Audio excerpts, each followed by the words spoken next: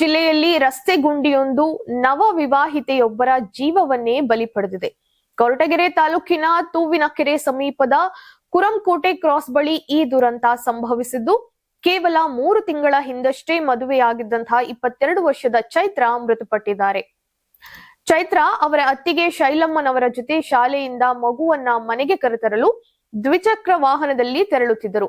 ಈ ವೇಳೆ ರಸ್ತೆಯಲ್ಲಿದ್ದ ಗುಂಡಿಯನ್ನ ತಪ್ಪಿಸಲು ಲಾರಿ ಚಾಲಕ ಏಕಾಏಕಿ ವಾಹನವನ್ನು ಎಡಭಾಗಕ್ಕೆ ತಿರುಗಿಸಿದ್ದಾನೆ. ಇದೇ ಸಂದರ್ಭದಲ್ಲಿ ಕೂಲಿಂಗ್ ಶೀಟ್ ಸಾಗಿಸುತ್ತಿದ್ದಂತಹ ಲಾರಿಯು ಬೈಕ್ಗೆ ಡಿಕ್ಕಿ ಹೊಡೆದಿದೆ. ಗಂಭೀರವಾಗಿ ಗಾಯಗೊಂಡಂತಹ ಚೈತ್ರ ಸ್ಥಳದಲ್ಲೇ ಮೃತಪಟ್ಟಿದ್ದು, ಶೈಲಮ್ಮ ಅವರನ್ನ ಆಸ್ಪತ್ರೆಗೆ ದಾಖಲಿಸಿ ಚಿಕಿತ್ಸೆಯನ್ನ ನೀಡಲಾಗ್ತಾ ಇದೆ. ಕಳೆದ ಗುರುವಾರ ಸಂಜೆ ನಡೆದಂತಹ ಈ ಅಪಘಾತ ತಡವಾಗಿ ಬೆಳಕಿಗೆ ಬಂದಿದೆ. ಮದುವೆಯಾಗಿ ಕೇವಲ 3 ತಿಂಗಳಲ್ಲೇ ಮಗಳನ್ನ ಕಳೆದುಕೊಂಡು ಕುಟುಂಬಸ್ಥರ ಆಕ್ರಂದನ ಮುಗಿಲು ಮುಟ್ಟಿದೆ. ರಸ್ತೆ ಗುಂಡಿಯಿಂದಲೇ ಈ ಅಪಘಾತ ಸಂಭವಿಸಿದೆ ಎಂದು ಸ್ಥಳೀಯರು ಆಕ್ರೋಶವನ್ನ ವ್ಯಕ್ತಪಡಿಸಿದ್ದಾರೆ. ರಸ್ತೆಯ ದುಸ್ಥಿತಿ ಬಗ್ಗೆ ಅಧಿಕಾರಿಗಳಿಗೆ ಹಲವು ಬಾರಿ ಮನವಿ ಮಾಡಿದ್ದರೂ ಯಾವುದೇ ಕ್ರಮವನ್ನ ಕೈಗೊಂಡಿಲ್ಲ ಎಂದು ಗ್ರಾಮಸ್ಥರು ಆರೋಪಿಸಿದ್ದಾರೆ. ಘಟನಾ ಸ್ಥಳಕ್ಕೆ ಕೊರಟಗೆರೆ ಸಿಪಿಐ ಪುರುಷೋತ್ತಮ್ ಹಾಗೂ ಪಿಎಸ್ಐ ತೀರ್ಥೇಶ್ ಭೇಟಿಯನ್ನ ನೀಡಿ ಪರಿಶೀಲನೆಯನ್ನ ನಡೆಸಿದ್ದಾರೆ.